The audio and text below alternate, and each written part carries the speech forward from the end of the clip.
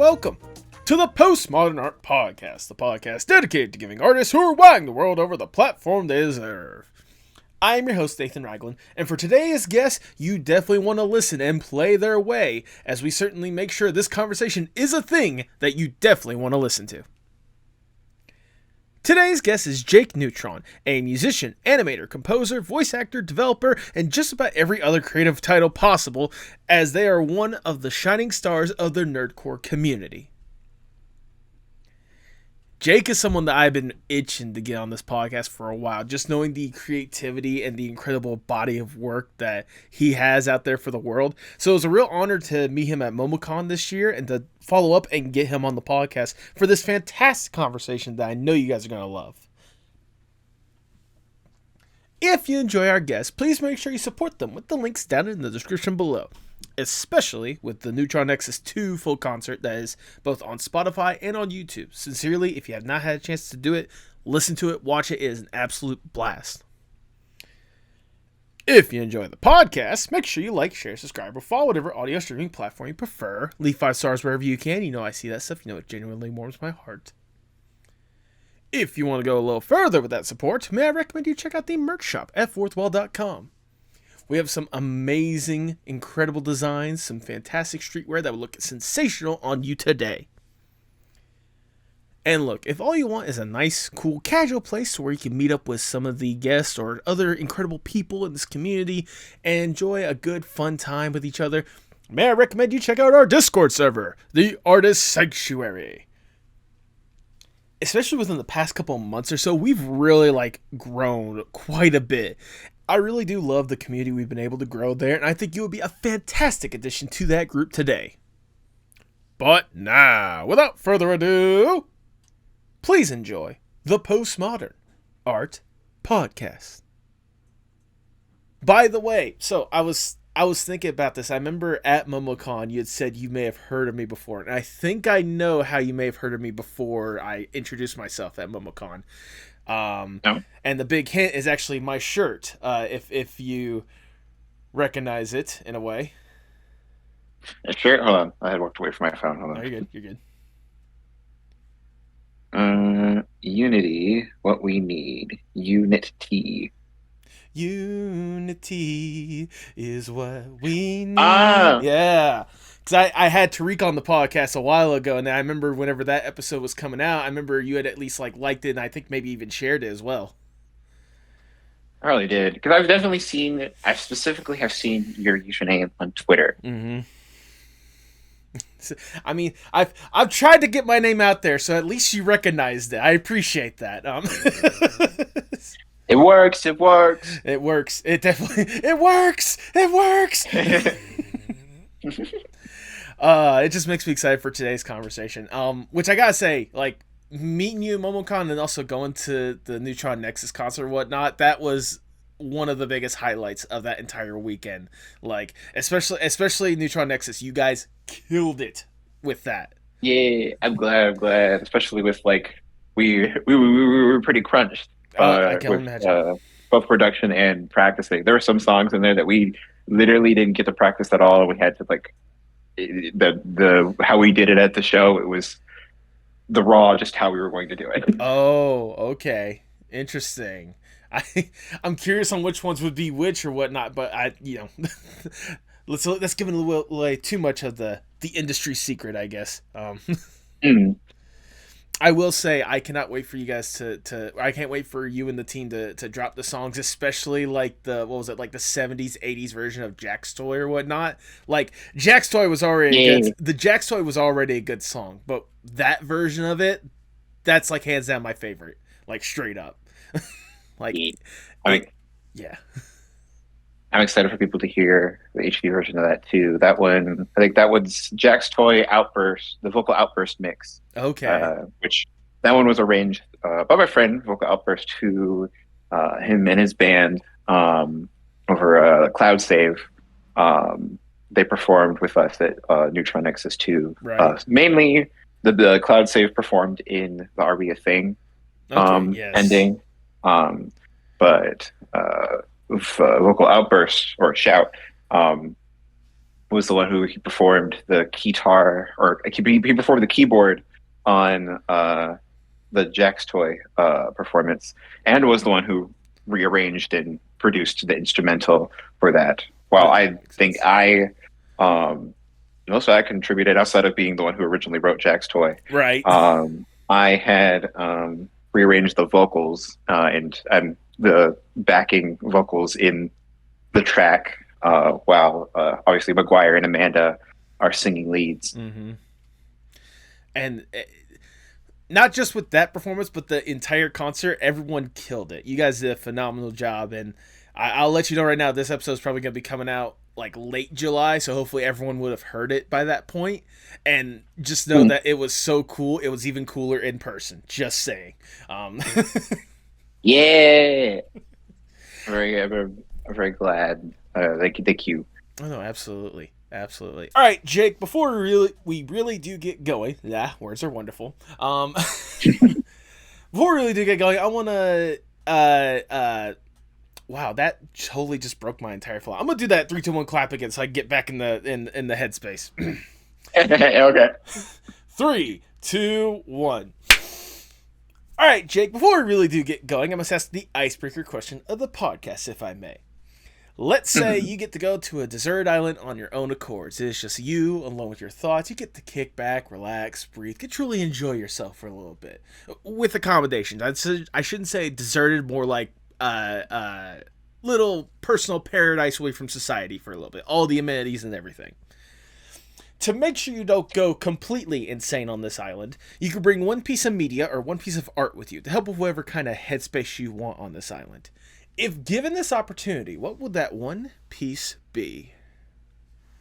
Ooh, that's a good question. Thank you. I'm trying to think. I'd say maybe like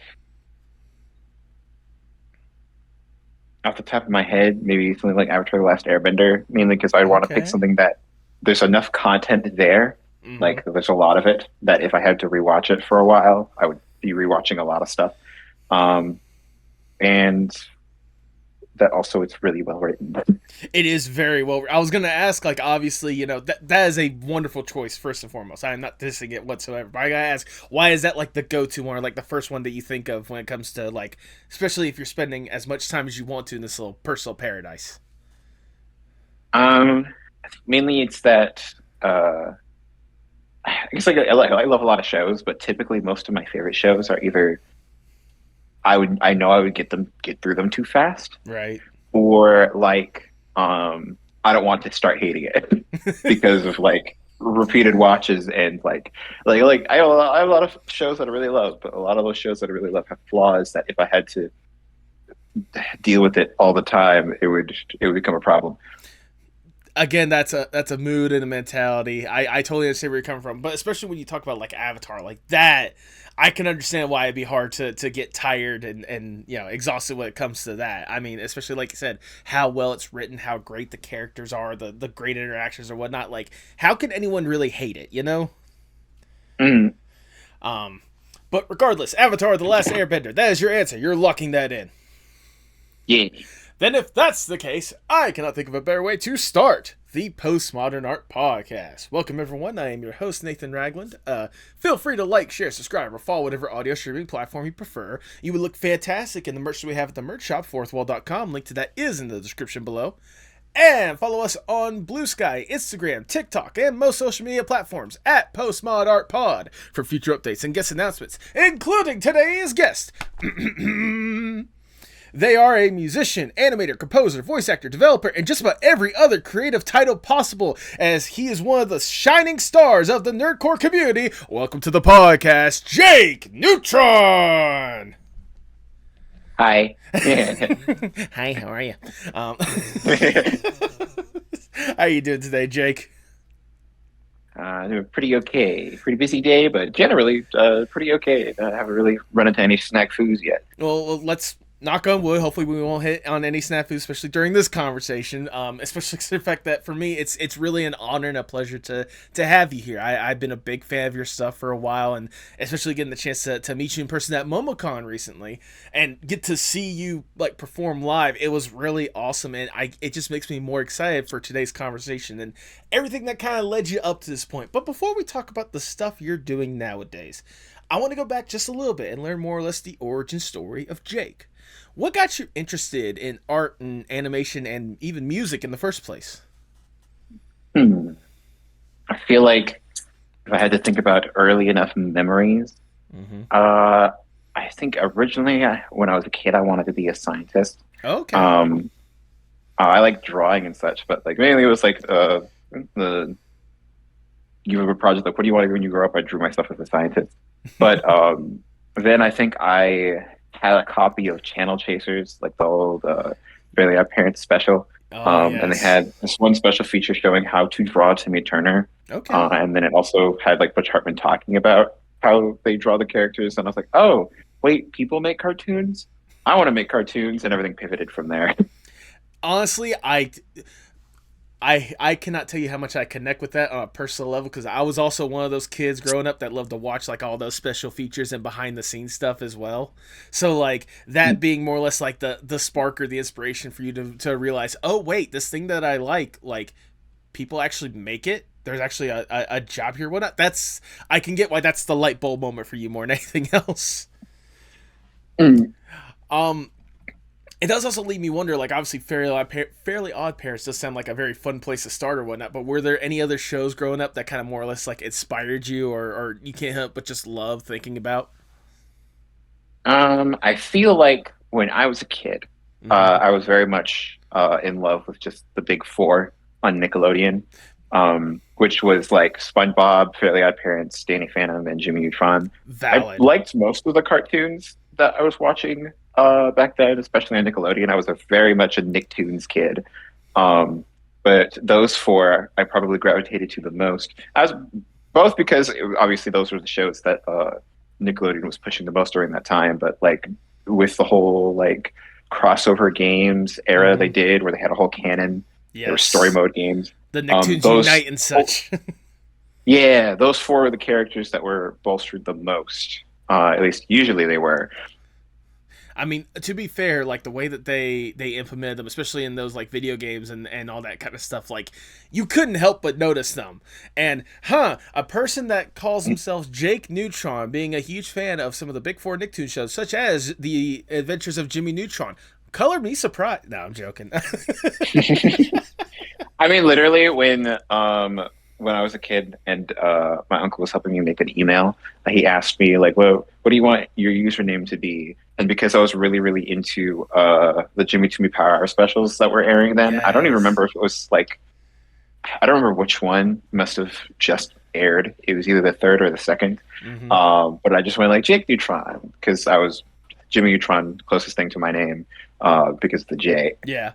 No, that again, extremely valid. And once again, especially those like the Power Hour specials or whatnot, those you hit up upon my childhood more than anything else. Because I'll admit as well, I was also like it was between Nicktoons and Cartoon Network for me, but especially like the height when it comes to like the Nickelodeon cartoons or whatnot, especially when you know.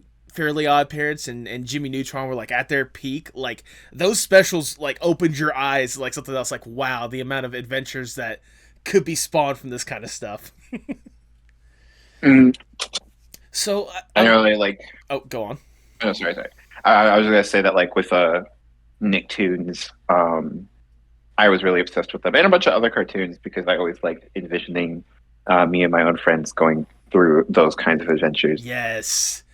It's always fun to like envision yourself in those like out of these world environments more than anything else. Until you realize, well, unless you're one of the main characters, you're probably dealing with a lot of chaos. Um, A little bit. just a little bit. So I'm curious, when did it go from this like obvious love and appreciation and just admiring this stuff in the first place to a passion and wanting to make it your career? Like when did you more or less realize like, hey, I could be an animator to okay, I'm going to be an animator. I'm gonna be a musician. I'm gonna do all this stuff.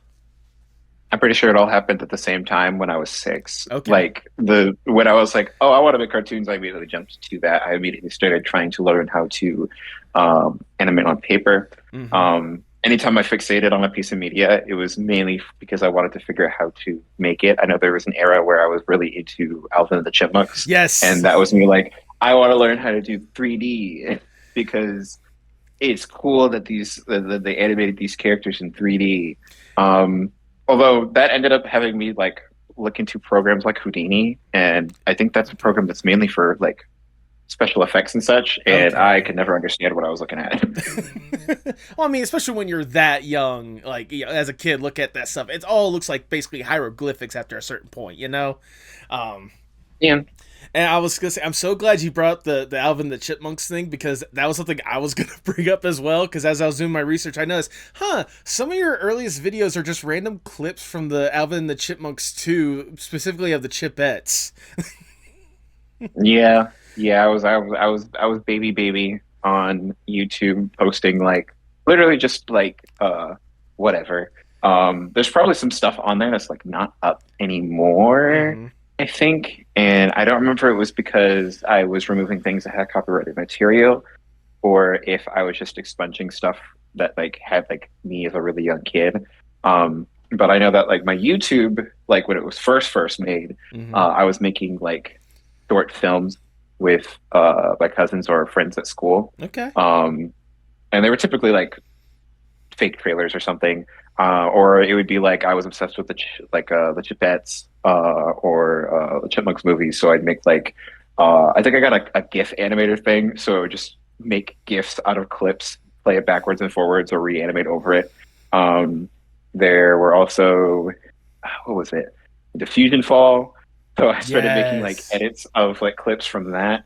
And then I think I entered like this era where I was just making like music video edits of things that I was like really into, like effectively AMVs, Mm-hmm. using Movie Studio Platinum. The same version of Movie Studio Platinum I was using back then is the same one that I use now. I think it's Oh 13. wow. Um, and I just posted literally whatever. I was like, anytime I made something, I would just post it. I mean, again, especially when you're that young and just like kind of getting your, you know, especially whenever you first discover YouTube, you kind of just want to get everything that you can out there. You kind of want to let your creativity flow. Because I can only imagine for you when you first discovered that YouTube was a possibility for you, it must have been like almost eye inspiring. Like, wait, there are random strangers that are going to be able to go online and see just about what I post. Well, let me post some cool stuff. I do wonder what like my original thought processes must have been, because I know that there was an era like the by YouTube was originally made just because like, oh, you can post stuff, Mm-hmm. but like there was an era where I wanted to like do gameplay stuff, Okay. um, and I even like that's how I discovered what MCN was, and I don't remember what this particular one was called. I don't think they exist anymore. Mm-hmm. But I remember trying to join them, and they were like, "You are too young. You're a baby." Um, but eventually, as I was like continuing to do YouTube, making things, and I think eventually I was making enough to where I could like make Google AdSense money, which was like it was still like a like pocket change, but I was a kid, so it was definitely more than I would ever make doing anything else. Right. Um, Eventually, I think Frederator network had reached out to me. Oh wow. I was still like slightly too young. I think I was 17. So we waited till I think it was 18, tried again, and then signed up, which was the most appropriate MCN for me to go get with at the time because they were like the animation centric network. Mm-hmm. Um, and some of the stuff blurs a little bit together, but I Right. know between those eras, I went from like, oh, I want to learn Flash to, oh, well, My Little Pony's animated with Flash. Let me learn how to animate ponies. Yep. And I remember before when I was younger, I thought it was literally magic. I thought they had like plugins or something that made like the body parts morph into each other when it really was just optical illusions. Right. Um, and I learned a lot of my skills with Flash off of studying that show and getting help from other people in that fandom. Um, and then I discovered Steven Universe, which pivoted my Yes. like whole art journey from like basically mainly drawing ponies or the weird humanoid versions of them with Equestria girls Mm-hmm. to exploring a few more other styles with Steven Universe. Steven Universe, I think specifically, was what solidified me being able to draw people. And also for me to learn music, because one of my favorite things about Steven Universe was how ambitious the writing would be sometimes compositionally. Absolutely. Um, and it kind of just kept cascading from there. I'm pretty sure after the Steven Universe era was Friday Night Funkin', and that was like effectively me leaving high school being like, all right, I know how to do all these skills. Mm-hmm. I have a YouTube presence already. How am I going to make it so that like I could still like feed myself or do other just exist as an adult while still doing this? Right. Because most other jobs weren't really for me, and college was way too expensive for me to like really. I didn't really want to jump into college, and all the FAFSA stuff was really confusing. So I was like, Yes. I'm going to give myself a beat. I will see if I can figure out YouTube and online stuff first. Friday Night Funkin' seemed like the best avenue for me because I really liked Friday Night Funkin'. I liked the form of it being that it was effectively it was kind of all the things I like to do at once. It was cartoons, it was music, it was games. You're basically making playable music videos, and I was like, oh, I love doing that. I'm good at that. I feel like if I jump in on this, this might be an opportunity to kind of get some footing. And I was right, because the Friday Night Funkin' stuff that I would make splashes. Yes. Even if I wasn't doing like huge, big projects like other people, I was doing tiny stuff that it was a chance for me to showcase what I could do, both music and visual wise. And as that continued to evolve, then I got more confident to do lyrical stuff again. And it's funny because there's several songs that I've done that are popular now that like started off as they were going to be Friday Night Funkin' songs, and I was like, what if we had lyrics? And people actually like that more. Yeah, it's amazing whenever you make lyrics that people want to easily sing along to, especially with how fun and bouncy the song is based off of, you know, the Friday Night Funkin' style-esque beat or whatnot. You'd be surprised how many people love the lyrics and want to sing along to every single word. What I've been paying attention to, because like along this like whole journey, Yes. one of the things about like this is that I've had both hands in the art side and the business side. Mm-hmm. Mainly mostly focused on art because that's what I really like to do. But like the Right. business side in terms of like how to advertise, what things do people enjoy, and what do I also enjoy at the same time, because I'm not going to make something that people enjoy but I don't. Right. And paying attention to that, I was like, oh, even on like the album when we dropped like an album of Friday Night Funkin' music, it was the lyrical one that got the most streams. Mm-hmm. So I was like, oh, people like lyrics. People like Friday Night Funkin' music, but people like to be able to, when they are listening to a song, also be able to repeat words attached to the melodies that they're listening to, which is just it feels like that should be obvious. Right. But like, you know, it doesn't hurt to have extra empirical evidence there. Yeah. Well, I mean, like, especially when it comes to Friday Night Funkin', like, you would think that the thing that'd be the most important thing is, like, the music itself, because that's what you're going to be playing with when it comes to, you know, the buttons and trying to make sure you keep the rhythm going. But adding the lyrics to it doesn't necessarily seem like the priority. But then whenever you see, oh, wait, people actually prefer it when it comes to the lyrics, gives them something to, say, sing along to with that melody, so they might be able to perform better in the mods or whatnot, the connections start, you know, linking up more than anything else. Yeah, I feel like at least with like Friday Night Funkin' made it very apparent that presentation matters when Yes. it comes to like making these arts, et cetera, these videos, these songs, and such. Because people, sure, you will love the music. There's a lot of Friday Night Funkin' music that's just like the production that people put into it is like it blows your mind. Mm-hmm. But the thing that people remember the most is how the music worked in tandem with what they were seeing. Whether it had some kind of story that was blowing them away, rather they were doing things that were like, holy crap, they just exploded, Mm-hmm. or oh my god, the whole stage changed, and blah blah blah. It was a lot of like storytelling in that stuff that people really liked about Friday Night Funkin' music.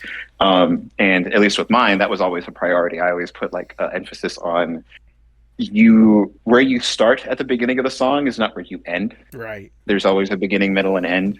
And that has carried over into my lyrical songs, where pretty much all of them also exist in that state where like where you start with the song is not where you end.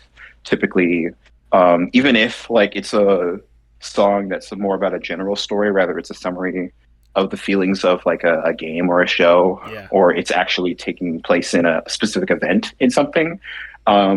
The emotions are at the beginning of the song are not the same as the ones at the end. In fact, like everything that's in it is meant to kind of illustrate an idea to you, as if you were watching a cartoon. Yeah.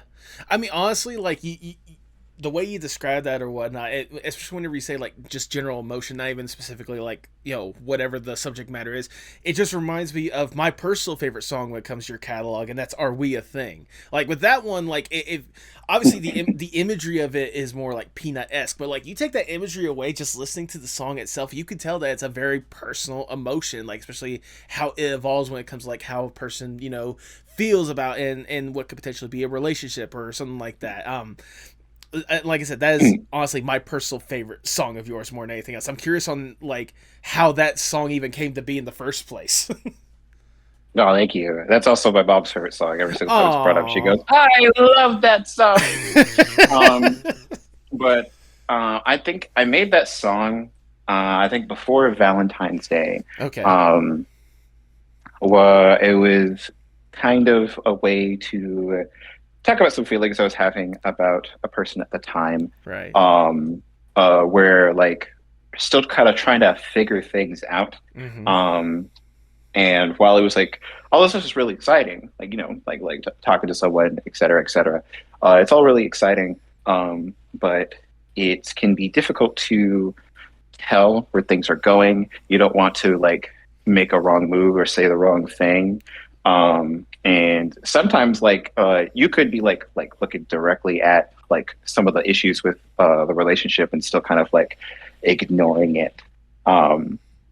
And the song doesn't necessarily directly imply how things end up. Mm-hmm. It's actively trying to be open-ended so that it's Right. either someone listening to it, they could interpret it as like, either yeah, we worked things out, like, you know, we just kind of like broke the ice, et cetera, et cetera. Or it's like, things didn't work out, but you know, that's just kind of how things are. Where, I don't know, I just really wanted to focus on the whole aspect of that when talking with someone, it is fun to get to know them. Yes. And that part is important, that like, you're not just like, this really, like a relationship isn't just, there are two people and that's it. It's two people trying to figure out how they work with each other. Yeah, it's literally like two people just trying to see if they are literally if the music matches up in a way, you know, like if they can truly link up in one form or fashion, whether it be just simply, you know, hey, we're a perfect match, you know, let's make this really a thing, or just, you know, it's a nice thought, but honestly I don't feel the same way. I mean, especially with the way that the song more or less ends or whatnot, that open-endedness is something I really did appreciate when it comes to that song. I mean, I I felt like, at least compared to like your entire catalog, I could be wrong in assuming this, but this at least felt to me like your most personal song that you've been able to put out there. Um, At least recently, yeah. I mean, I've had more like there's some personal songs in my like older catalog right. that they're just so old that they probably don't have that much attention. I think there was one where there are at least two or three songs that were directly about like interpersonal struggles that were going on between me and friends or something. Mm-hmm. But those ones are kind of depressing. This one is less depressing and more just hopeful, and I'm glad for that. Yeah. I'm also glad that people dug it as much as they did, because like I hadn't tried doing just like a original thing that was mainly tied to my existence instead of like other like nerdcore stuff. Because Yeah. like obviously most of my songs They're based off of like media that I'm watching. I want to express my fixation on something by giving an alternate way to ingest a part of the story. Um, Rather, it is just like directly just kind of like singing about the emotions and or beats of a story, or giving a whole new unique angle to look at it. But with Are We a Thing, that one's like I impulsively just wanted to make an original song and drop it on Valentine's Day. No. And I was like, the closest thing I could do to connect it to the nerdcore stuff was to have that like Peanuts inspired drawing of me. But that was also because I just thought that would look cute. I feel like the song already has a really heavy piano with it, and I associate the Peanuts with piano and jazz. Oh my god, yeah, no, trust me. Heck, I have a record of the of the Christmas special, like the songs that came from the Christmas special and whatnot. So yeah, no, I get that. I got that vibe immediately. And it's a good way to connect it. Plus, like you said, just seeing you draw in the way that you were for the song and such, perfect aesthetic more than anything else. It does also leave me kind of more or less curious as well, like because that was obviously a very personal one, but you know, as we can tell from your catalog, you got a lot of inspiration from a lot of stuff, whether it be personal or other IPs in one form or fashion, whatnot. What is the process like for you to go from like fun idea based on something that you love to finished song, potential music video that you're putting it out there into the world? Like, what is more or less the process for you when it comes to making what's more or less a certified banger? I think because like it really does depend on the project. Some of them can be very spontaneous. Some of them can be pretty pre-planned. I know, at least with Are We a Thing? I think that was because I was really, really obsessed with Malcolm Todd's Chest Pains I Love, and I had already done a cover of that people dug.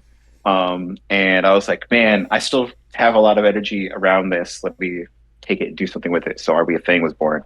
But say like with Don't Listen, that one was definitely born of Amanda the Adventure had come out.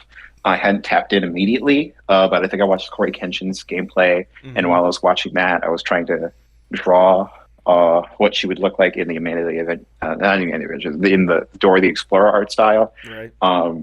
And that slowly cascaded into, man, it would be fun to do a song for this. I typically do nerdcore songs or cartoons, but this is close. It's a indie game about a cartoon, or at least cartoon aesthetic. But I know that with a lot of these, it'll end up being from conception. Like I will have to find an angle that I find interesting. With Amanda the Adventurer, I struggled with that. Okay. Outside of the aesthetic, I was figuring out how to do the aesthetic because it calls to my childhood. When I was a kid, one of the many shows that I fixated on was Dora the Explorer. When I was like a young baby, I really loved Dora the Explorer. So this was just like kind of tapping back into that. But in terms of like what the song was going to sound like, I don't think I figured it out until I was like, well, the thing that consistently happens in the game is people really like to just not listen to Amanda. They like to push her buttons. They like to choose the wrong answers because she always has like this like count to 3 kind of thing, where if you say the wrong answer 3 times, she'll just force it and call you stupid. Yep. That must be really frustrating for a character like her that's like so clearly being tormented by her existence as like somebody trapped in a cartoon character where a script is trying to force them to pretend like they aren't actually a real person. Right. And when I had figured out that was going to be the focus, I was like, rock definitely makes the most sense. Now what we're going to do that would be catchy for it. And I think I was also thinking about Set It Off. Specifically like their Wolf in Sheep's Clothing song. Yep. And I think eventually, probably while I was in the shower, I was humming random stuff to myself, and the bass line for Don't Listen hit me, and I was like, oh wait, that's really catchy. I like immediately grabbed my phone, recorded that in voice memo, so I wonder if I could probably dig that eventually.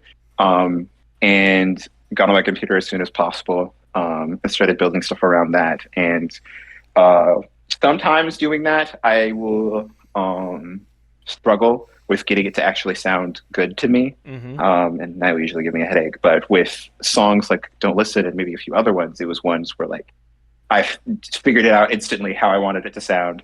And I love when that happens because instances where I can get on my computer and it's sounding like every idea that I dump into the program sounds good to me. Is a happy day.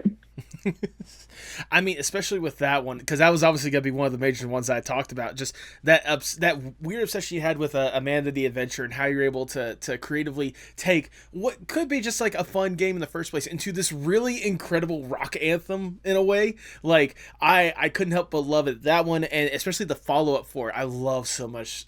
Play My Way, especially when you got the voice actor for Amanda on there, which is insane to even think about. But like I can only imagine, especially for you, what started off as like a fun idea and like, oh, this is a cool little concept that, I put the notes down on my phone or whatnot, to see it blow up the way that it did and take you from like the level you were already at, especially with like the Friday night funkin mods or whatnot, to this entire new level on the internet community. That's got to be insane. Oh yeah, like Don't Listen opened so many doors for us. Yeah. It's ironic though that like Don't Listen, before Don't Listen had released and actually blown up, the people at Dread XP had already like reached out to us being like, hey, we'd love to do a collab, because they just liked the art that we were doing with it and like that test animation. So originally the collab idea was going to just be like a shorts thing. They had no idea that the song music video that we were doing was going to have such a massive response. Mm-hmm. And like towards the end of that collaboration we were doing, I was like, hey, why don't we just do a second song? I know that we've already been like kind of working up these like shorts, but I feel like a second song will probably do even better, since there's a lot of people that they're either their first or their only impression of Amanda the Adventurer is the song. Yeah. If we did a second song and then further emphasize that this is based off of a game, this is in direct collaboration with such and such, I'd probably do well. And I was very glad to see that Play My Way also did extremely well. Like, well, Don't Listen is an anomaly. Like, its attention, I don't know if we're ever going to reach those heights again. Right. Play My Way kind of proved like, okay, so people still tapped in. People still really like our stuff, especially around Amanda. Mm-hmm. And I don't know, like there's a lot of things that we're doing now that we wouldn't have been able to do without Don't Listen. Outside of just like obviously the attention kind of garnering a little bit more, like I don't know what the word would be, something along the lines of social cred.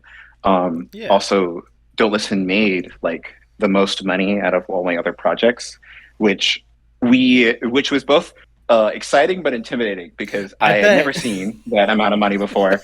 And I immediately was like, oh God, we got to figure out taxes. Yes.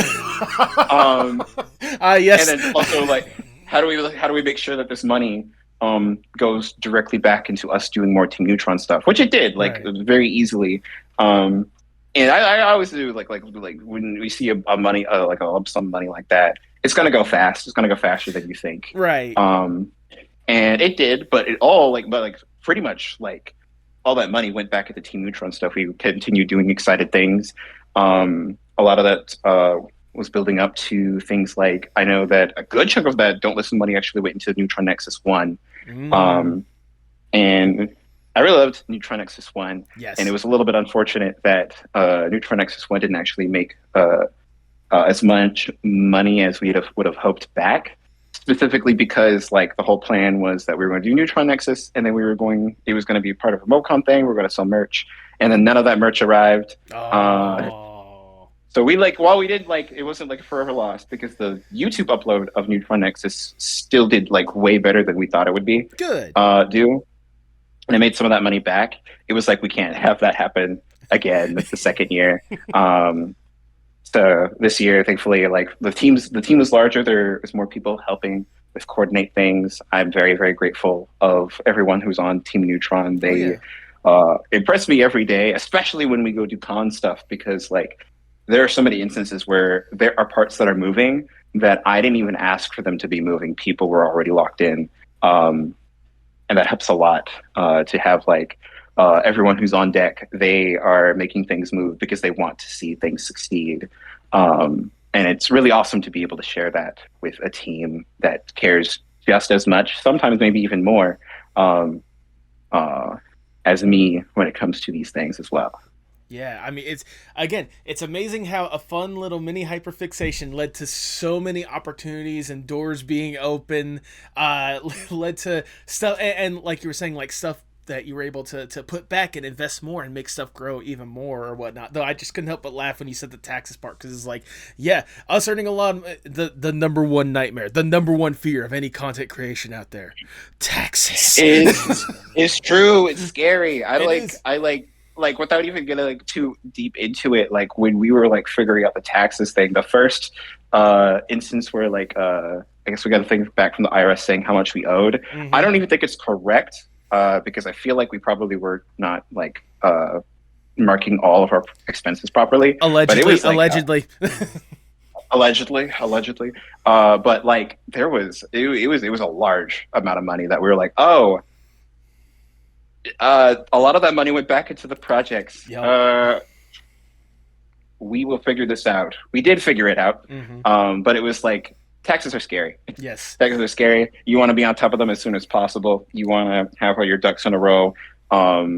It was fortuitous that we got the help that we could in both places with dealing with that, because like, genuinely, because Team Neutron obviously was formed before Don't Listen, Right. and I was kind of like trying to pace myself with, all right, let's tackle certain aspects. Obviously, we're going to have to figure taxes out soon, but I don't make enough to where like I would need to worry about that. And then Don't Listen, and then you made more than enough. And I was like, oh God, we got to figure this out now.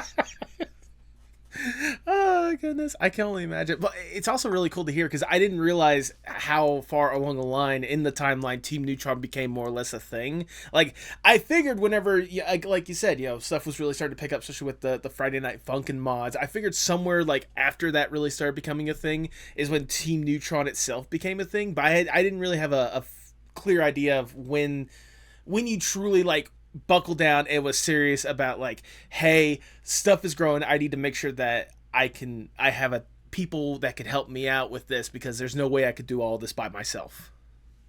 Yeah, I think it was specifically after, I think Slash Hug Me was the first like lyrical nerdcore song that we had done in this era. And it was before Team Neutron. Like, that was like pre Team Neutron. Right. That was a team of folks who were already like invested in, like, we were working on Slash Pippi stuff.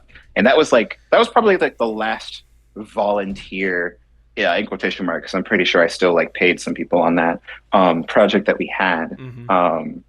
And that was kind of like it would be cool to try doing a lyrical thing around this, because we were still very much foot in Friday Night Funkin'. But I had this idea like for a song around it that was technically floating in my demo files for a whole year before we actually made the music video. Oh wow.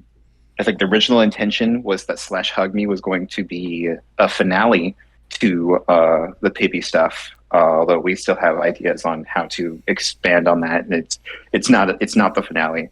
And when that succeeded, and I realized that I was still like crunching myself on stuff, I was like, I need to just get over this anxiety and just form a team. I'm going to make a forum. I'm going to ask to get some people on board. Specifically, I'm going to try to get people on a management team with me to help me coordinate stuff, and then we'll invite artists. And our first two projects, I think the very first project we did was actually a Friday Night Funkin' related thing. Okay. We did like a showcase video. I think it was my friend Crow was organizing it. I think it was like Friday Night Function.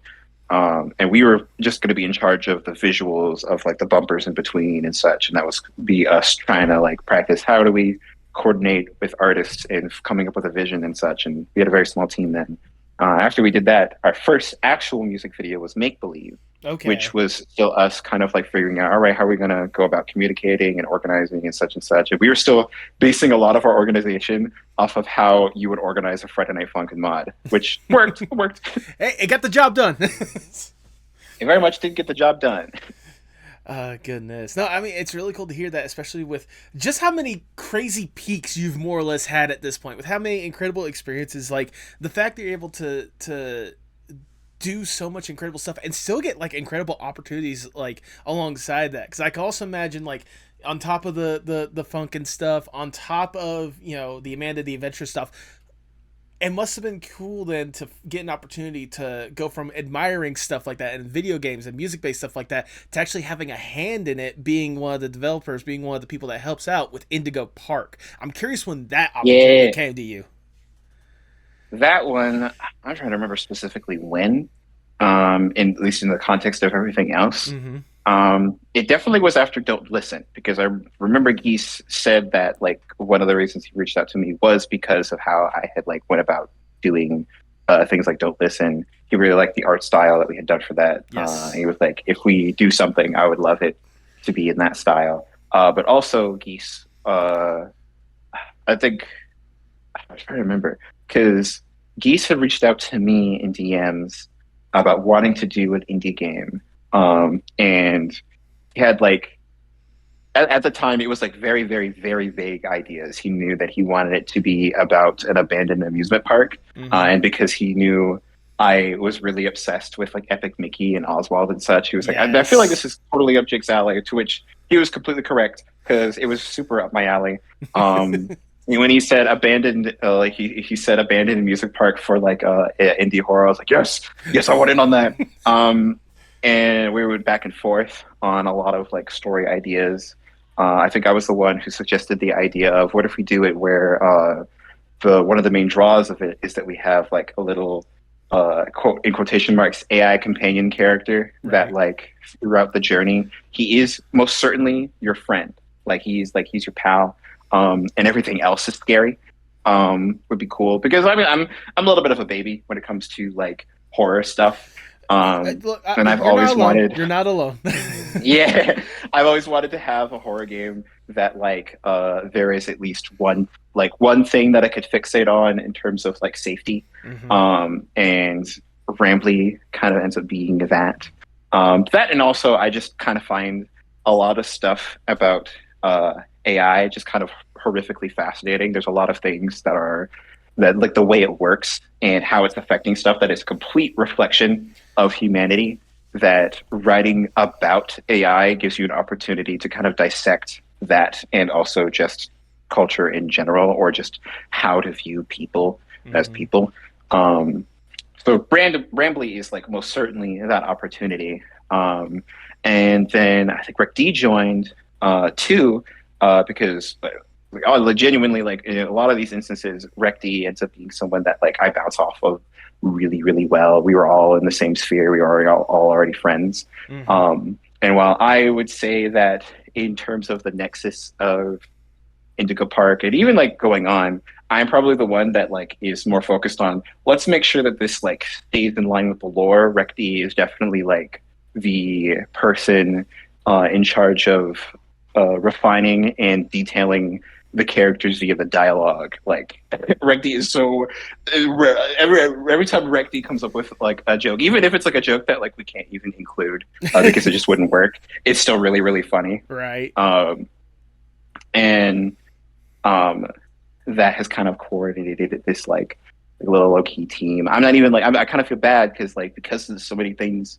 There's been so many busy things happening with me. I haven't really been able to pay attention to Indigo Park in the same way that I used to. Right. I still like tap in especially when we're like in pre-production phases where we're like talking about script and such. Geese tries to include me because he knows that I'm the one who at least like makes the biggest stink of let's make sure that this is like illustrating the themes right correctly, that like Rambly is still in line with the original vision, because that stuff always stays clear in my head. I know exactly what kinds of things we want to say about these characters, and the rest of them do too, but I feel like I probably the one that thinks more about the minutia of what certain actions would be saying overall. And that's fine because like there's a lot of components when it comes to these games, including in the story. So it's fine to have like certain people that might care, either care or be the one considered to be more anal about certain aspects of it, while others are more thinking about other parts, and you work together to coalesce into a vision that stays vibrant, stays exciting, stays like flexible, but that like the ground of it is still there. I can only imagine how surreal. Again, like I said with a different thing earlier, it's kind of surreal the fact that like you have such a hand as much as you can, whether it be as much as you were at the beginning to not as much now because of everything that you got yourself involved in or whatnot. Like to even have a hand in something like that, and it being a thing that people actually love and constantly want to go back to, like, because I cannot tell you the amount of times I've seen love for Indigo Park. I mean, I got a buddy, Pow Pow Panda, who's a huge fan of it. In fact, when I met when I met Unique Geese at MomoCon and took a photo with him as well as like with Ramble in the Backpack or whatnot, he was so jealous because he's like I could have met him because my buddy was at MomoCon last year. It's like I could have met him. I could have met him. Could have met him. Could have met him. But I mean, like, regardless, like, especially seeing the love that has gotten, and especially seeing the love that you've gotten with just everything that you've been able to put out and all these incredible songs, especially in such a niche field, like, maybe not as niche because it's the internet, but especially with such as niche of a field as nerdcore. I meant to ask this a little sooner, but, like, what is it about nerdcore that led you to, like, lean into that as, like, the place you feel most comfortable when it comes to making music? I'd say probably that the genre of nerdcore is it's honestly barely really a genre in the same way that you would count like jazz or something. Right. Because the only thing that qualifies something as nerdcore, at least as far as I've been aware, is that it's adjacent to some piece of media. Right. But like it's original songs. Mm-hmm. And that's kind of what I've always been doing since I was a kid. I was always making fan art. I was always making fan songs, fan videos, fan animations, etc., etc. Nerdcore ended up being the thing I just kind of stumbled into because I mean, like even with like the Friday Night Funkin' stuff, I was making Friday Night Funkin' mods based off of things that I was fixated about, like Theirs versus Sasha. Obviously, the Pibby stuff is extremely that's it taken to its extreme. Yes. So, and we've always known that like there's like there's this area of it where I mean I would say that I probably grew up on a lot of nerdcore. I think about like there's Living Tombstone, Oreo, CG5. Oh yeah. All those folks, even like some probably like Brody musicians. When I was younger, I was really into My Little Pony. Mm-hmm. All that stuff would qualify as nerdcore.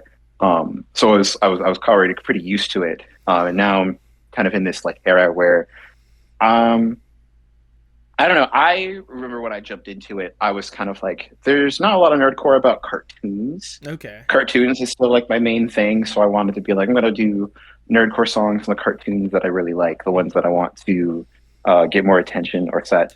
And I was doing that. I still kind of am. Yeah. And it's a little funny that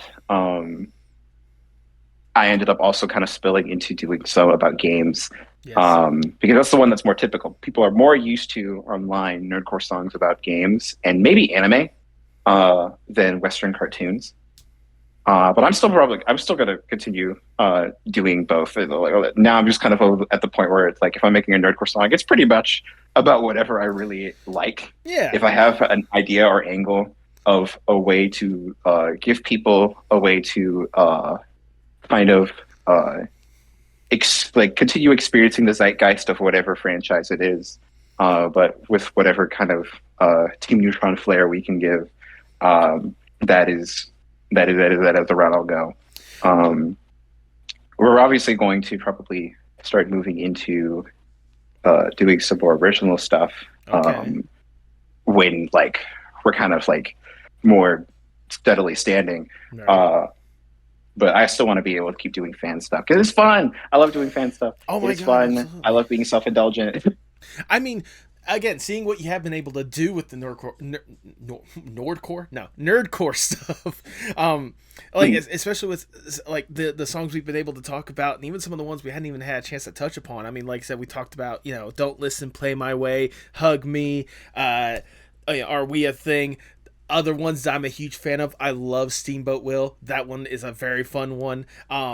The hand you were able to have with Kitten Sneeze when it comes to Good Enough. That song, I have had that song on repeat, especially after I saw that music video that you guys recently put out, or that Kitten Sneeze recently put out. I love that one. And of course, the one that everyone is clamoring for at this point, especially waiting for a music video for it, Jack's Toy. I mean, Yeah. I thought it was really funny that like Jack's Toy is just kind of like it's hovering here, waiting for it to like potentially blow up more when the music video finally drops. Because that Jack's Toy was supposed to be like an in-between song. We had already been working on another Digital Circus song that actually eventually has been kind of like shelved because it's just a little outdated now. Okay. And Jack's Toy was what I was making in the meantime while I waited for us to figure out how we were going to like complete that song. So it's really funny. It ended up like growing into such a large personality on its own. I mean, to be fair, like I saw seeing the initial reaction at the first Neutron Nexus, and then seeing the work in progress of the music video at MomoCon whenever I went to your panel for how to make an anime and music video, putting that fun plug out there because it was a fun panel that unfortunately due to technical difficulties we couldn't see the full potential of, which sucks. Sadly, yeah. But like I can only imagine how much more that song is especially going to blow up. Because, I mean, it's not like, people weren't... It's not like it is a big song as it is. Last time I checked on YouTube, you got close to, 5 million views on that song compared to, 52 million for Don't Listen. But still, that's still doing something. That's still doing numbers. Yeah. I mean, considering it's it doesn't actually have a music video out, 5 million for an audio only is unprecedented for my music. Yeah. I think the only other song to do similar numbers in a short amount of time with only an audio only is probably Don't Listen, because Don't Listen's music video came out about a month or two after it dropped, and that was because when the song was being made, I had already made an animatic and started working on it with the crew. Play My Way. Jack's Toy, unfortunately, though, is one of those songs where it's so close to being done, and I'm kind of being a perfectionist about it. And also, we keep getting projects in our lap that I'm like, this one's more time sensitive, and I want to make sure that Jack's Toy ends up coming out as good as it can be, because I have a lot of there's a lot of lofty things I want to do with the visuals of that, Jack's Toy, the kind of stuff that was in Play My Way, was low key a little bit of a test for some of the stuff that we were doing with Jack's Toy, and vice versa too, because the Team Neutron's very much coming into we love doing this mixed 2D 3D style.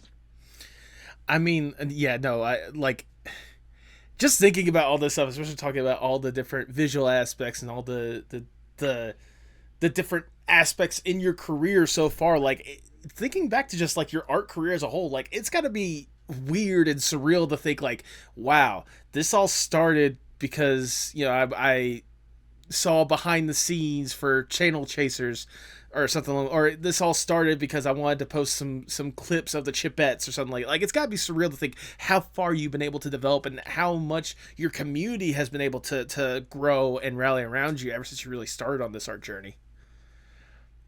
And I'll say it would be interesting if there ever was some magical opportunity to go poke younger me and be like, hey, did you know you're gonna be doing this when you're older? You probably wouldn't believe it. You'd probably be mind blown. Which is that's the point to you want to be doing things that a younger version of yourself would be so ecstatic about. And I know that everything I make in the pretense of, if I saw this as a kid, would I obsess over it? Yes, let's keep going. There you go. There you go. That's a great. It does lead me to also wonder a couple things, both past and future. When it comes to past, obviously, like you've taken a lot of time and you've put in a lot of effort to so many different songs and so many different animations and stuff. There's got to be a personal favorite. Like, do you have a personal favorite or one that even now, like you just, it's like your go-to, like you can't help but listen to it every single time? I don't know. It tends to morph because Okay. typically whatever song I'm working on or have just released ends up being my favorite during that time. Just because I get so into the zeitgeist of it. Um, if I had to think about a song that I very, very much like, I don't know. I honestly am leaning towards Play My Way Okay. because I really, really like the melody and hook of that song. I Yes. think it's the one that, like, when I'm like just kind of walking around or I walk into a room alone, I'll probably sing the hook to Play My Way more likely than any other song in my discography. Honestly, that is extremely valid. Like, especially like not just like the vocals or whatnot, but like especially the music or the instrumental or whatnot. Like, it just goes hard. Like, you can't help but not think about it with how hard you guys went with that one. um, Yeah, thank you. Oh, absolutely. And now I have to ask, at least when it comes to the future, I imagine like you again. There's a lot of property, a lot of IP, a lot of fun, either animations or games that you've had a chance to tackle, and like tell your own story when it comes to what they've had present. Is there a particular series or game or something that you would love to tackle at some point, like one that you haven't had a chance to think on, but like it'd be fun to tell a story based on XYZ? Hmm. I'm thinking because there are a few. I Okay. know that in terms of at least recent, there is like a Deltarune song I've been like cooking on and obsessing, but it's in a way where it's like, oh man, this is like I want this to be so extra. I'm gonna have to wait a while to make sure that it's gonna be as polished as it can be. But at least a franchise that I haven't like touched yet. Um, I feel like one of these days, Mm-hmm. someone or a collab or some kind of strike of inspiration will finally get me to do a Five Nights at Freddy's song Okay. because I Yep. have not done that yet. I have technically remixed music when I was like way younger, like literal like child just learning how to like work with music. Mm-hmm. But I've never done a nerdcore song, and it's mainly because like a lot of the nerdcore music around Five Nights at Freddy's is already like hitting so many beats. I can't really think of an angle that would be unique yet. Okay. Um, and at most, it would seem like it would be more appropriate for me to feature in something than to be the nexus of it. Okay. But you never know. Um, Something could like drop into my lap, and I'll be like, "Oh, an angle that I've never done before. Yes, that I could do that." And the only other one, so I feel like the runner up would be Poppy's Playtime, Yep. um, because that one does have at least somewhat some crossover with the kinds of stuff that I usually do. I mean, I feel like it's especially because my brand leans towards like things that are cartoons or cartoon-ish. Mm-hmm. Um, and Five Nights at Freddy's isn't really cartoony in that way. It's very much you're being jumped by Chuck E. Cheese. Um, and Poppy's Playtime is slightly closer, but it's still mainly like those are toys, Yeah. toy monster things. And the only ideas I could come up with that I could do with like Poppy's Playtime would be so extravagant that I don't think I want to dive into that just yet. Honestly, no. Again, that is valid. That is a mood I can totally understand that. I mean, but then again, you say, I don't know if I want to jump into like what toys and stuff like that. Jack's toy is a thing. No, I'm joking. It's a cartoon. I know it's a Digital Circus cartoon. I cartoon. know. I know. It's I a actually, you know what? What's funny is the only other property that I was like, man, I really want to do a nerdcore song for that. I did do it, which was Epic Mickey. That was like so yes. super niche, and the only reason I was able to justify it was because they finally announced Rebrushed, which was like a massive dream. I was like, yes, I can make a song about the thing that I've been neurodivergent about since I was a child. Yes, I can make it work. I can make it work. All they have to do is announce Portal 3 and I'm golden. Oh, you watch as soon as this episode comes out. Valve has now announced that Portal 3. Oh, I would lose my mind. I think bouncing off the wall. I think the collective society would lose their minds. In fact, again, this is Valve we're talking about. When have they ever done a third of anything? You know, it's true. It's very true. I was gonna say, no, like those all are really good. Plus, I was gonna say whenever you talked about the FNAF one, two things that came to mind. One, technically there's that new game, the Secret of the Mimic or whatever that one's called. There is that, and there is that movie coming out later this year. But also you mentioned that you done remixes or whatnot. And I remember when I was doing my research and looking through some of your stuff, one of the things that I surprisingly loved, I did not expect to love it, is the trap remix for Sponge Out of Water. Did not expect to like that as much as I did. That was really, it was really fun more than anything else. Oh, I must have been like middle school when I made that, because that's like, I think that was made explicitly in like Mixcraft. Okay. And I remember the thing I remember most about like my music during that era is that I didn't understand what peaking was. So all my music is like clipping because it's really loud. The things that you learn the more you do audio or whatnot. Because I cannot tell you the amount of times that like I wouldn't even think about peaking before I actually went to college myself for mass media, so like TV, film, and all that jazz. They told me about that stuff, and now I'm like super extra cautious about making sure that stuff doesn't peak. And I'm like, oh god, no, this is concerning. Oh god. And like it adds a new layer of anxiety whenever you're putting out a product, you know. But you know, leading to all these different aspects that we've been able to talk about, it does lead me to another thing when it comes to the future, because Jake, for this next question, I want to give you more or less the dream scenario, if I may. Let's say I am Big Shot Mr. Moneybags. I come up to you and I'm like, look, Jake, we have seen what you've been able to accomplish, and we know that there is so much creativity that you have stored within you that you just need to find a way to unleash it. You just need an extra boost, a little extra platform to get you to that point more than anything else. We have access to everyone and anyone in whatever industry possible, and more money than there should be possible. We'll promise we'll be paying animators in the future, make sure that they can actually, you know, have health care, have insurance, you know, have a stable place of living or whatnot. We'll get to them in a little bit. We promise. But right now, we are focusing on you and you alone. If given this opportunity, what would be the dream Team Neutron project?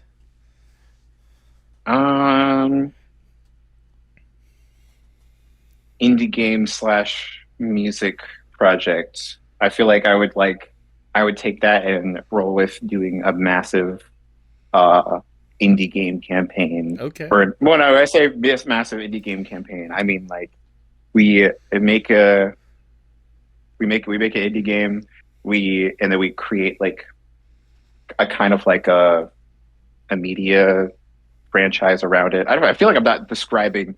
I'm trying to be vague because I actually am trying to figure out what I want to do with this. Okay, it's something that you're currently tinkering and toying with right now that you want to kind of wait to let the rest of the world know.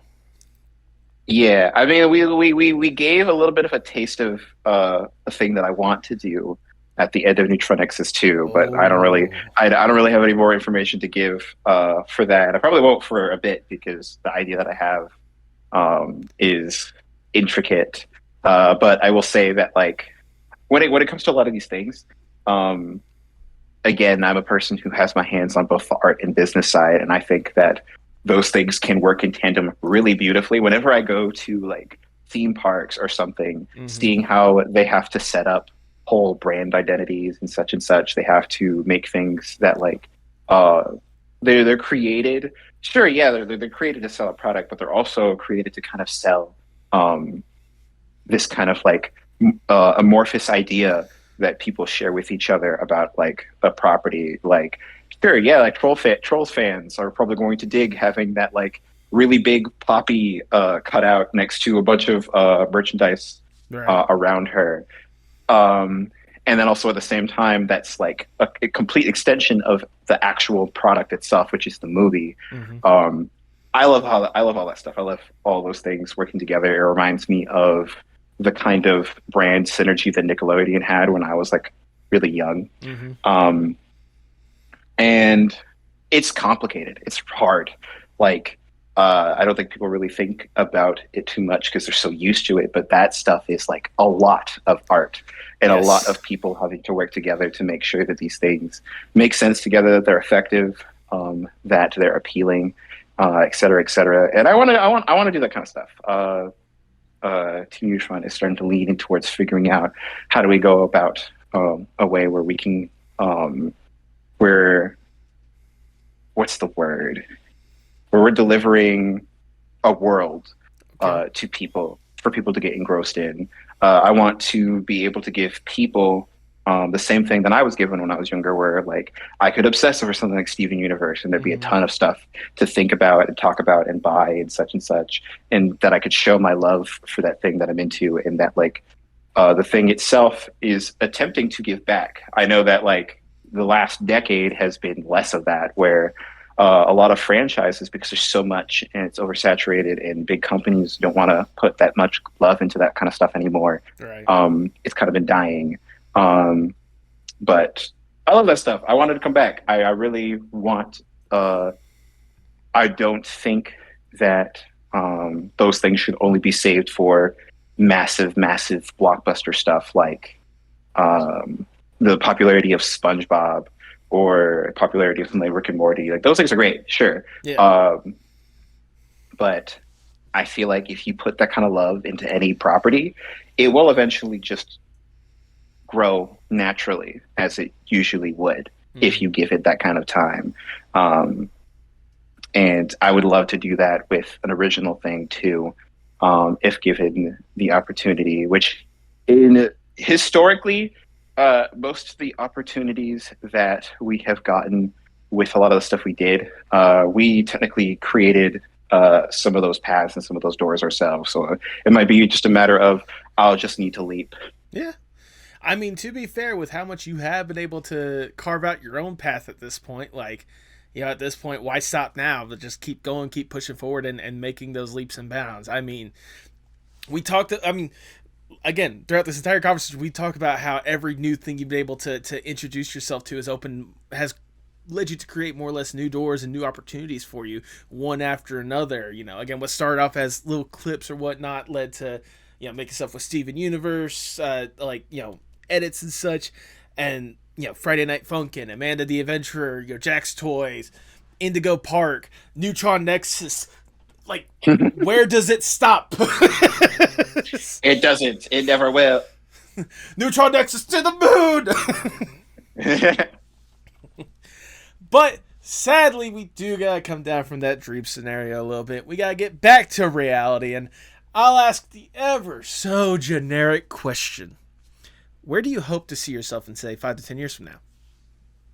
Oh, I have no idea. I like valid. every time I've thought about that question, even since I was younger, I was like, I even begin to visualize that because things happen and change so fast. Literally, where I thought I would be, the people that I would be like associated with or talking to or friends with, like such and such, that I thought I like where I thought I would be when I was like 3-4 years ago is entirely alien to where I am right now. Right. Either because like obviously just life happens, or like things actually moved faster. Like the stuff I'm doing now, I didn't think I would be able to reach this point with the stuff that we can like do for at least 10 years from when I like first started. I thought I was going to have a very long journey, and like the journey's still long. It's still going to be long, but like I definitely was not thinking that hitting 1 million and having a little studio company and like having opportunities to perform. I especially that's another aspect of it. I didn't think I'd be a performer. Right. I did not at all think I'd be a performer. I thought I would just be making YouTube videos and that would be the main focus, and that like people would immediately be engaging with my stuff because I just make fun animations and music. Mm-hmm. I didn't think that I would be one of the people on stage. I didn't think I would be at a point where people would stop me. Rather, I am at an event or not an event and be like, "Hey, are you Jakeneutron?" I didn't think I would be there. I didn't think I would be there for a while. No, trust me, I like even just thinking about how much has changed within like the past 5 years alone. Like that's again one of those like even thinking here you are right now already being a performer and actually be able to perform on some really cool stages or whatnot. I meant to ask this a tiny bit sooner, but I've got to ask now, like, ever since you've been able to really go down this path, what has been, like, the most surreal moment? Or what has been that kind of moment for you where you have to step back and be like, holy crap, what's going on? Let me think, because there's a few instances where that would happen. Oh, yeah. I feel like probably I would say this, probably one of the safer answers is when I was visiting California. Mm-hmm. I think I was hanging out with Kitten Sneeze and another friend. Yeah, shout out to Kitten Sneeze. Oreo lives out there. Okay. I was like, oh my god, are you like you guys are in town? We should hang out. So we organized that. I think actually Kitten Sneeze got sick, so he had to kind of like hang out on that one. But when me and Oreo were hanging out, there were 3 instances that day where she was trying to show me like I think a shopping center, Mm-hmm. And there were 3 instances where people approached us and like asked like, "Hey, are you such and such? Oh my god, can I get a picture?" And I was flabbergasted because I wasn't dressed anything like anything that I use on the internet. I wasn't wearing the jacket. I wasn't wearing the hat. I wasn't even wearing like maybe I would understand if it was like the overalls from Are We a Thing or something. Right. And one of them didn't even recognize me for my main thing. One of them approached me and was like, "Oh my god, are you the guy that wears the Minion shirt and does like that the pixelation thing?" And I was like, "What? Oh, yeah, that's me." And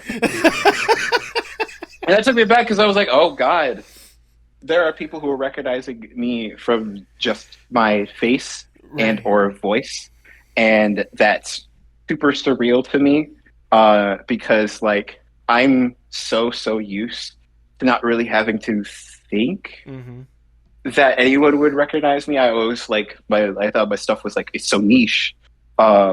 And that I'm not even the person really being pushed to the forefront of most of it. So having people recognize and then have any kind of intense reaction to seeing me is really surreal. Especially because I'll be like the interaction will have finished and I'll still be standing there like I don't feel any different at all. I still feel like me. I still feel like someone who in most like scenarios no one would recognize. How is someone reacting like this to me? Goodness, no, I've only had that kind of moment like once, and that was at MomoCon last year. I remember I had just gone through the glitch booth or whatnot, like just seeing that real quickly, and it didn't hurt that I had one of my podcast shirts on because at a convention like that, I'm trying to get my name out there. It doesn't hurt to get some self branding going. But I step out of the line, and this one person's like, "Hey, are you the host of the Postmodern podcast or whatnot?" And I'm like, "Yeah."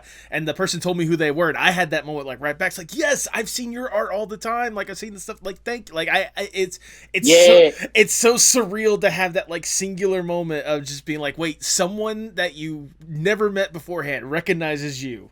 Like it's so weird, and like especially whenever you're not anticipating it more than anything else. Because like I said, you were just walking around a shopping mall. You weren't trying to do like, hey, Jakeneutron meet and greet happening at such and such mall in such and such California.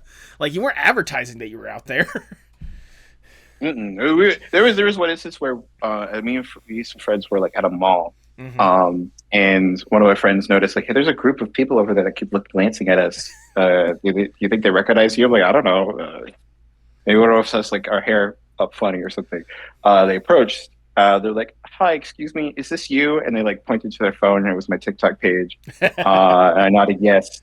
And they were like, they were so ecstatic, like all the whole group. I think the main one that had approached, I think it was their birthday. Oh. And they were gushing about like, oh my God, this has been a really good birthday, and like seeing you with like a cherry on top of it.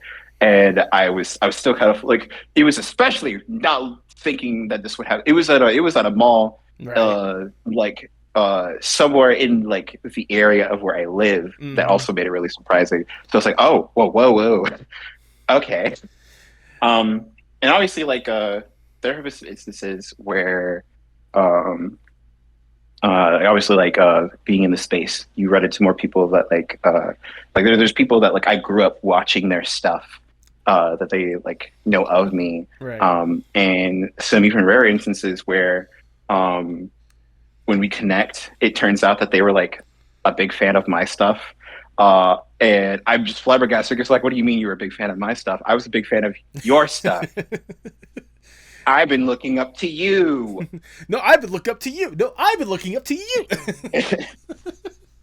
I, I So it's I always love a good compliment battle.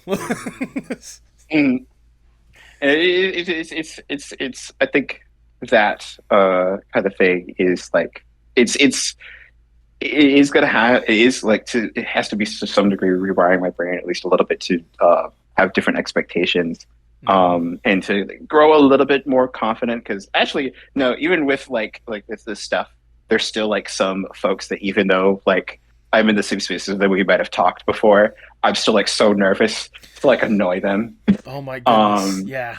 and freeze up in like interaction. I remember like what I think it was the first BullCon I went to. Um, I think I was nervous to say hi to like CG5, which is hilarious because we've already spoken multiple times over Discord. He's even like commissioned me at one point for a thing that like eventually fell through, but like we've talked, we Right. have had discussions, we have worked with each other, and I'm still like, either way. Look, I'm the same exact boat more than anything else. Like here, all I do with comes to this podcast is I just talk to artists like all the time or whatnot. So like whenever I'm out in the wild, even whenever I've talked to people that I've had like 2 hour long conversations with or whatnot, I meet them in person. And I'm just like, hey, you remember me? We had the cool cover. It was really awesome. Like thank like I'm so I don't know why I should be so nervous because it's like we've had good conversations before, but it's also like hopefully I didn't come off as intimidating or I didn't come off as annoying, you know? I assume it's like because like with a lot of these people, especially like if you mainly like the way you mainly engage with them is that you're like ingesting their art. Mm-hmm. That's like different from like talking to them directly, but also at the same time you know them enough to where like your brain recognizes them, Yes. but you don't have enough information about them in terms of conversationally to know where to ever like comfortably begin. Mm-hmm. Um, and it's weird. It's so It's weird. like it's weird. It's exciting. It feels surreal when you see them because like you're so used to seeing them in like flat 2D on like your computer screen or something, and then you're seeing them in person, and they're like, oh, this is weird. You're usually in a completely different category in my head. Oh goodness. I don't think that sensation is ever gonna go away for either of us. Like, because like again Oh at the end, no. because at the end of the day, it's like you're here doing your own thing, and it's like it's always gonna be so weird to know that like because I think he kind of hints at it before, but it's not like you went into this content creation stuff like thinking like I'm gonna get like the most views, I'm gonna get the most people like loving me or whatnot. Like you've made a lot of this stuff out of love. This is like properties or this is concepts that you absolutely love and you just want to find a way to express. And it's always so weird to see other people see how much you have that love and passion for it and want to give that love and passion right back to you more than anything else. Mhm. I like because like yeah, you're right. Like that. Even though like sometimes we'll make choices based on if this is something that like we can justify, but it's still under the vein of, am I obsessed with this enough to put in the energy? Because like, if I work on something that I'm not passionate about, it's going to be it's either going to be blatant or it's never actually going to get finished because I'm not going to want to. Right. It just, my brain doesn't work like that. I have ADHD, and my motivation is very much attached to rather if people are depending on me, like friends or teamwork colleagues, or if I really, really want to see something exist. But at the same time, like that means that like a lot of the stuff that I make, and when it comes out, is not necessarily in tandem with like the trends that are going on. Even like Don't Listen came out at the very tail end of the Amanda the Adventurer trend. Like literally views were going down for videos and such, and I was a little worried, oh, we're probably going to come out, it might underperform, but I really am proud of this video. And then the video exploded so much that it brought back up views about Amanda the Adventurer, which was really surprising. Yeah. And that could always be like, okay, so this is the power of passion. Yes. Like that sometimes just doing what you want, and doing it with all the love you can give and all the detail that you want, will yield. It will yield a push. I think specifically that like I try to strive for that the stuff that we make, we want to inspire other people to want to be able to make things too. We very much encourage the community to either make fan art or their own stuff. I engage with like animations all the time when I'm tagged on like TikTok or something. I'll share and such because it's really cool. That's the kind of stuff that I was doing when I was younger. That's the stuff that I still technically do. Yeah. I mean, like probably the most recent example was I did a fan animation of Flavor Foley's Static song because I was obsessing with it. Yes. And I'm very glad I got an opportunity to do that because I tell you, I'd be wanting to like do like self-indulgent animations like that all the time, and straight up don't have time because of so many projects we're doing. Right. That week of lull right after MomoCon where I didn't have anything to do, even though I was technically injured, I was like, no, I want to do this. I have to do this right now. I'm going to go crazy. So like, I don't know. It's what we want to do. We're very lucky that the things that end up wanting to make will either retrend stuff or just happen to hit that sweet spot where it will still like do good numbers. Because like I've seen plenty of like music videos, really, really well made music videos from really, really talented artists that are not getting the attention that they really should be getting. Absolutely. Like they're high, like super high quality. And I'm like, why did this flop? There's no reason that this should have flopped. This is the coolest thing I've ever seen. So it's really lucky that like we are existing in this space where people are still engaging with their stuff to the kind of degree that a lot of those artists used to be at. And I feel like they could probably like jump back into it. I have no idea why sometimes it's not happening with them. I genuinely like I've been like whenever it happens I kind of like be trying to dissect like why didn't this do well? Yeah, this is so good. Why did this do well? That's what I try to see if I can. I know I don't have that much of a reach when it comes to like my audience or like just my YouTube channel, because I'm a YouTube channel that's got like 2.5 thousand subscribers or whatnot, and I'd be lucky if some videos can get like 100 views or whatnot. But like especially whenever like with this podcast, I try to show that love and support for people that put in that love and time and passion. And like anytime I can try to like raise up and amplify those voices for people that are doing high quality work, I'm gonna do it as best as I can with what little bit of a platform I have. So I totally get like where you're coming from, kind of seeing some of these like really high quality, well done music videos that just like flop it. It's like, this is so good. Why not? Why? Who do I need to show this to? I'm wondering. I've been sometimes wondering in those instances if it's like a matter of, because like the way that like Nerdcore was working like when we were younger was that you just drop a song and that was all that was needed, because like YouTube's whole algorithm was simpler. It was easier to get to the things that you wanted to see, and it was easy. There was less stuff to sift through. Now that there's like much more saturation, you can't just release stuff. You kind of have to start getting more active about marketing. And like let people know that a video is coming out, because the sub box is not trustworthy anymore. No, it's not.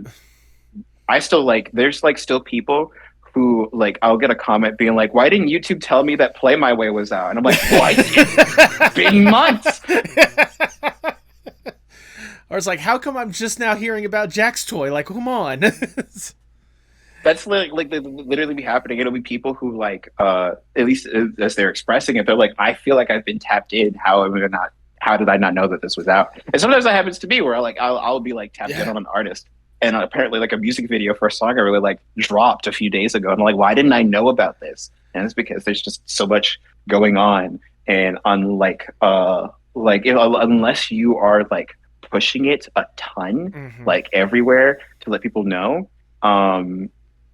It's not as guaranteed that the algorithm will push it to them naturally, which sucks, but it's also kind of like sadly just how it is, and technically how it's always been. Marketing has always been a really important facet to media, Oh yeah. and now it's just becoming more obvious for indie creators. Yeah. They're like, oh yeah, we need to set aside money for marketing. We need to like build build a connection with our community so that they are they are both on the lookout for when it's going to drop, and that they're talking with other people and letting them know that it's going to come out, et cetera, et cetera. Like all those things, all those facets, and like the nerdcore like music videos that I see that like don't really be like getting a lot as much traction as they should, even though they're like really really well made. Mm-hmm. They don't have like marketing. Like they might have like one or two posts in some places, and then they drop the video and then they stop talking about it completely. And it's like, oh,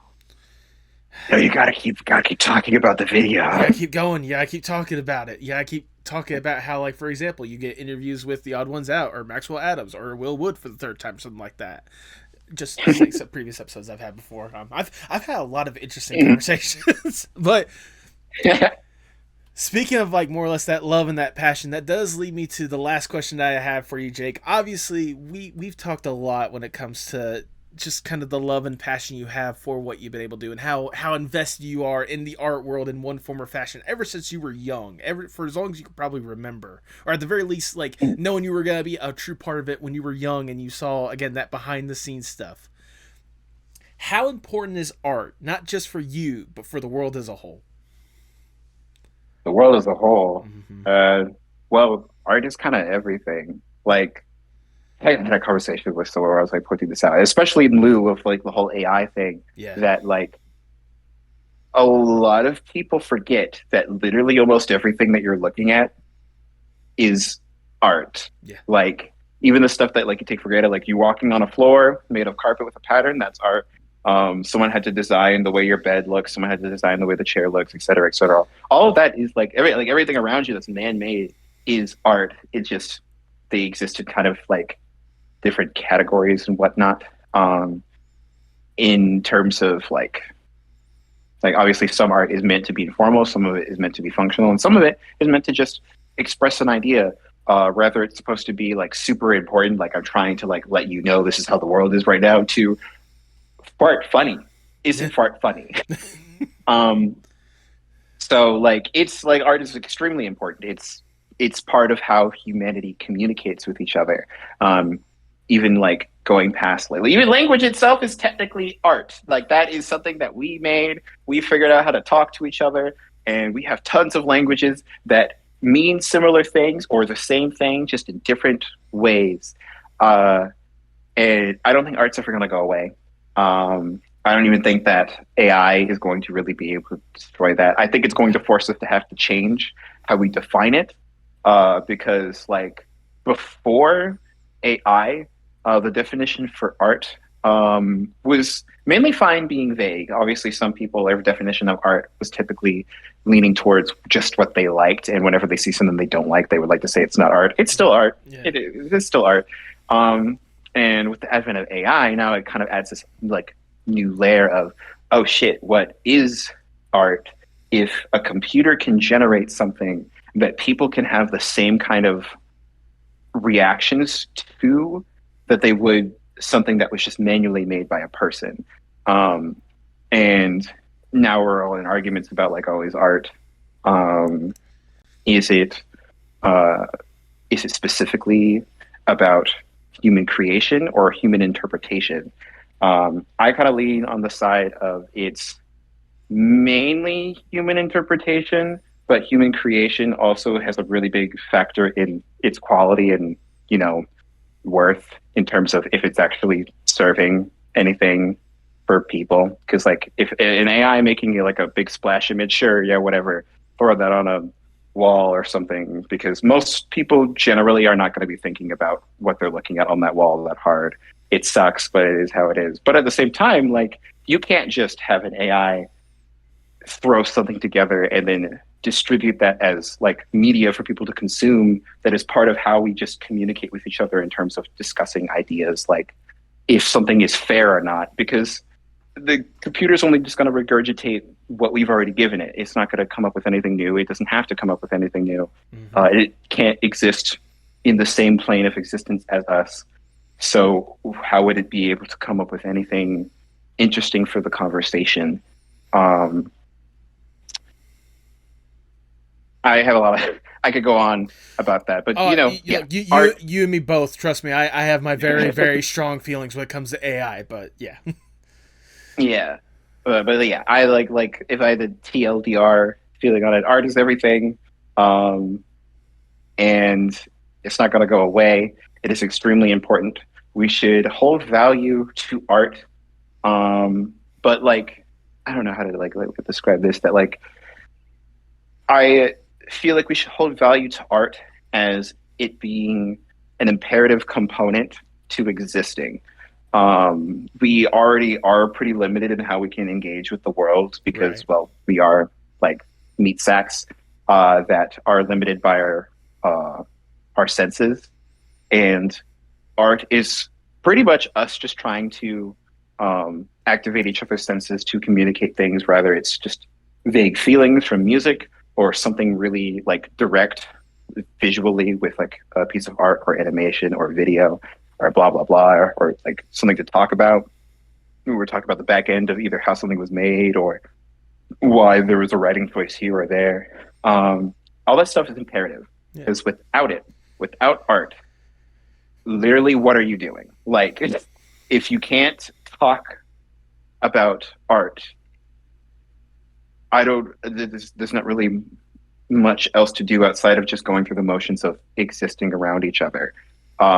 You can't practice safely most social or mental skills without art, because again, without art, you can't technically have school because there's nobody making the things that make school work, because that qualifies as art to me. There is an art to creating education curriculums and making sure that people generally can get information as easy as possible. So, yeah, it's important. It's imperative. I think that is perfectly worded, if I do say so myself. Yay! Jake, that's all the questions I have for you right now. But and I know I've already showered you with a whole bunch of praise throughout this episode, but I'm gonna shower you with a little bit more because it's my podcast. I do what I want. Yeah. Like I kind of illustrated early on or whatnot, I have been a huge fan of your work for a while now. Like seeing what you've been able to accomplish and what you've been able to put out there, stuff that I can easily go back to with or without the animation, but like especially with the animation, like I can truly tell like you have a lot of love and passion for what you've been able to put out to this point, and really see like where your creativity has really led you. Like especially getting a chance to sit down and chat with you right now and like really hear about how you've been able to navigate this weird and unique path to constantly go again higher and higher with some more incredible opportunities that you've been able to carve out for yourself. Like I can't help but further just like truly admire the fact that it's really incredible to know that there's someone like you that is being able to truly express themselves like some people can only wish to do so, and still have that kind of like mentality of like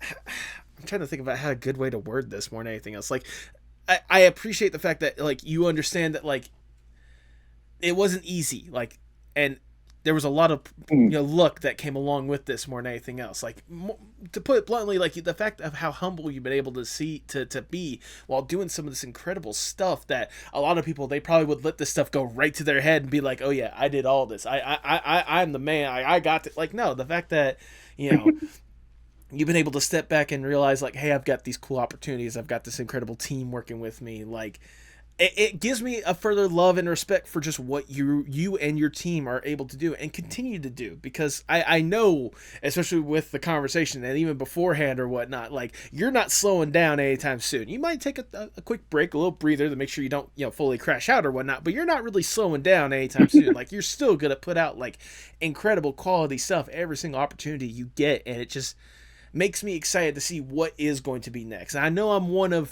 thousands, and hundreds of thousands, Lord knows how many people right now that's sharing that love and support with you, but I'm gonna be right by your side rooting for you every single step of the way, because you absolutely deserve it. You've earned it with every single chance that you've been able to get, and I cannot wait to see how many more doors get to open for you. The long and the short of it is, Jake, Oh, thank you for what you do. Keep up the incredible work, and keep that love and passion showing for the whole world to see. oh, thank you so much. And Absolutely. like, again, you're correct about like, because like it is still a lot of luck, Mm-hmm. and literally, and I say this so often uh to team members, and or like we're just talking about it, like it literally is like these things are impossible to do alone. Yeah. Well, not impossible to do alone, um, but It would why be would a you want to do yeah, it alone? it would be it would put so much more stress and pressure and anxiety onto you than you already have. Very much so. At least like because like when you're working with people, it always comes out more vibrant Yes. because it can be refined by a bunch of other people's perspectives. Um, and like I brought up before, like a lot of people they want to see a vision come to fruition. They want to make things work, so they're going to put in their effort. And it's always just it's miles better, miles easier when you're working with people, and they should always be appreciated. Like I think that's if there was anything to like get from that is that if you want good art, you need to appreciate the people who are making it. Absolutely. Um, Rather you are an outsider just kind of consuming it, or you are uh, in the fields of it and working with them. If you are not appreciating the whole that made the thing come together, if you're not appreciating the minutia of it, it becomes really easy to lose sight of how this stuff gets so high quality. Uh, Looking at people who think that you can replace all that with AI. Yeah. Yeah. No. No. You can't just do it like that. It's not as easy as that. There's quality is a thing, People are a thing. Emotions. Anyways,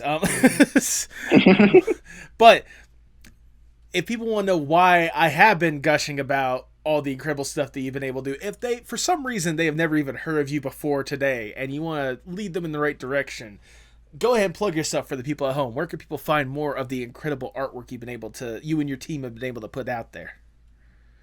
Let's see. There's probably the biggest platform is YouTube. It's by Jakeneutron.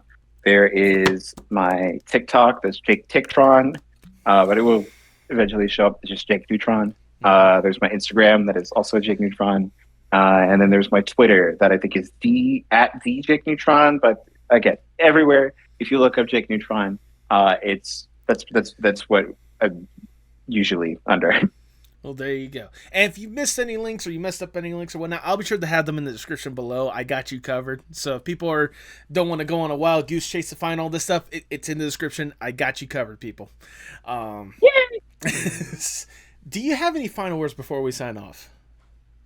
Uh, uh, uh, Bye. Tell me what's wrong, tell me sparks in motion.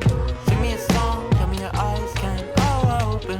Show me it all, put me up in the car, you go when you used to call. Show me it all.